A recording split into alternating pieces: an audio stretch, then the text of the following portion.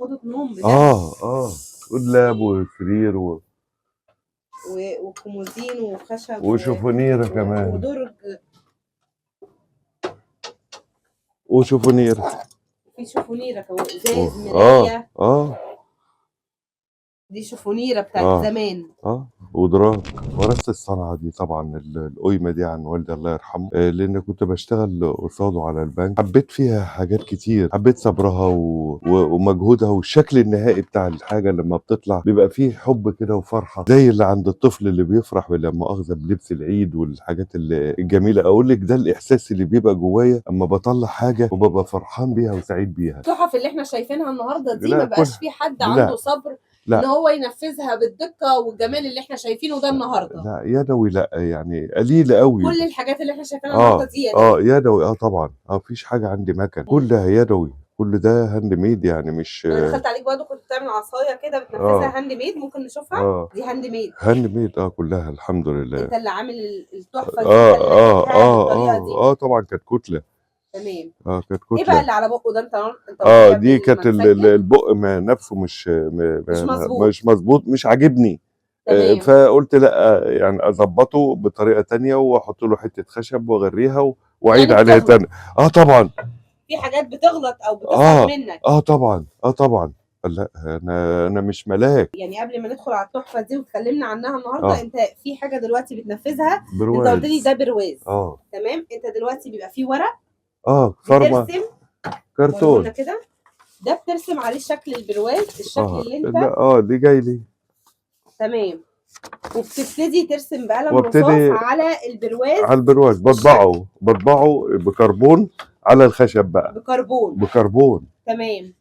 وبعد كده ابتدي اتعامل بقى في القيمه، في الشكل زي ما بيكون في الورق بالظبط. زي ما يكون في الورق. قول لي بقى بياخد معاك قد ايه مثلا؟ يعني البرواز اللي انت بتشتغل فيه النهارده ده بياخد معاك قد ايه؟ يعني ممكن ده اسبوع بامر الله. اسبوع؟ بامر الله. ده اوضه نوم بجد. ودلاب وسرير وكومودين وخشب وشوفونيرة كمان ودرج. وشوفونيرة. في شوفونيرة كمان، ازاز، مراية. دي شوفونيرة بتاعت زمان. ودراج. والدك كان من ايام الفن الجميل والزمن الجميل. ما شاء الله. وبرضه هي في اوضه نوم حديثه يعني. دي بقى انت اللي عاملها؟ دي انا اللي عاملها. تمام.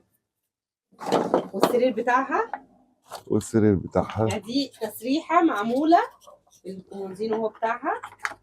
حبيت التحدي، دي بتتعمل على كبير يعني، بتتعمل على اوضه نوم كبيره، بس حبيت ان انا اعملها كنوع من ودي المولر صح؟ ودي يعني حاجه كده. كمان هنا كومودينو درج.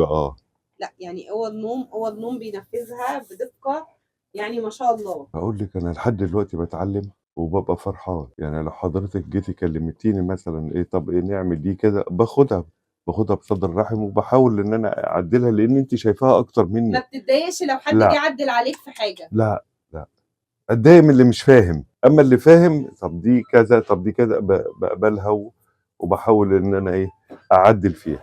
انت اللي عامل التحف الصغيره دي كلها؟ التحف الصغيره دي كلها عشان اكون صادق، ابويا الله يرحمه والدك. حاولت تنفذ حاجه زي يعني حاجات زي كده بقى، يعني رقصه معلقه. كل الحاجات دي هاند ميد. انت اللي بتقعد تنفذها. الشغل الفرعوني ده برضو شغلي، واللي برضو القطعه دي اللي هنا دي، ودي برضو اوضه نوم برضو دولاب قديمه بالكرسي. بكرسي انتيكا. يعني عندك الحصان ده، يعني انا بعشق الوشوش اللي حصنها، يعني بعملها بحب. تمام. يعني فازه زي دي برضو عملتها بالخشب، بكاش حصاله تشوفيها. وطبعا العصيان هاند ميد. انت اللي عاملها. يعني دي حصاله موبايل. موبايل اهو، والحصاله اهي. بصي انا بسرح مع نفسي، بخش الصومعه دي. تمام. ما بدريش بالوقت الا الاذان، اروح اصلي، ربنا يكرمني وازور الرسول صلى الله عليه وسلم. نفسك في عمره. دي اللي بتحلم بيها. يا خلاص يعني كده انت مش عايز حاجه من الدنيا تاني؟ مش عايز حاجه.